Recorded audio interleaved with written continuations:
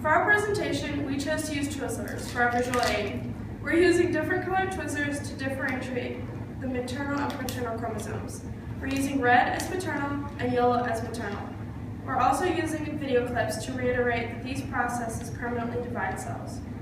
We chose Twizzlers because they're easy to pull apart and look similar to chromosomes. This allowed us to more easily identify what is happening in each stage of mitosis and meiosis. It's important for cells to perform mitosis or meiosis because it allows them to grow and reproduce. First, we will define a few terms. An unduplicated chromosome contains only one copy of the DNA. A duplicated chromosome contains two identical copies of DNA. A homologous chromosome is a pair of duplicated chromosomes only present in meiosis 1. Chromatids are only present when it's a duplicated chromosome, and each DNA strand is one chromatid. When the chromosomes are haploid, there's only one copy of each chromosome, and when it's diploid, there are two copies of each chromosome. Each cell spends the majority of their life in interphase. During the G1 phase, the chromosome is unduplicated and growing. It is then duplicated in the synthesis phase. In G2, it is duplicated and continues to grow, then enters either mitosis or meiosis, depending on the type of cell it is.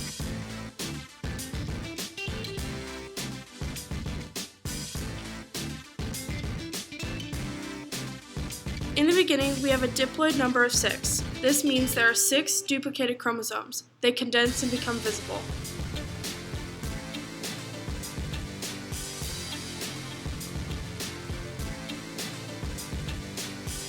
During metaphase, the chromosomes align down the middle of the cell due to changes in the spindle.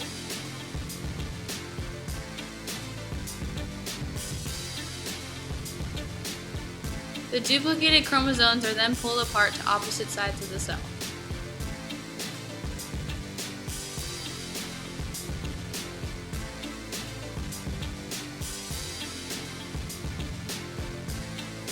The chromosomes are completely separated and cytokinesis begins. The cell then begins to divide and is split into two identical daughter cells.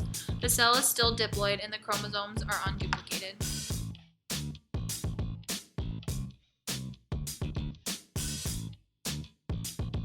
Unlike mitosis, in which two identical diploid daughter cells are produced, in meiosis, 4 genetically unique haploid gametes form. The maternal and paternal chromosomes pair up to create a homologous pair. The diploid number is still 6, and the chromosomes are duplicated.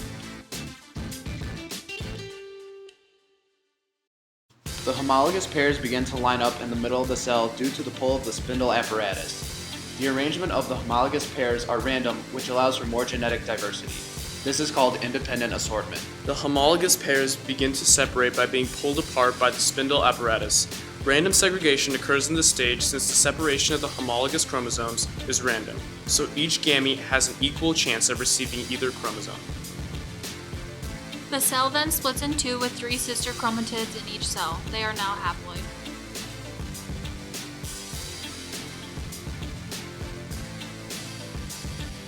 There are now 3 duplicated chromosomes in each cell. In each cell, the 3 duplicated chromosomes align down the middle.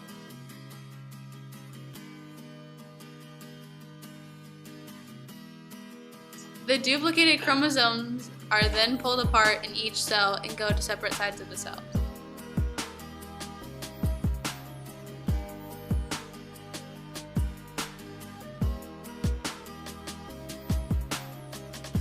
The chromosomes are completely separated and cytokinesis begins.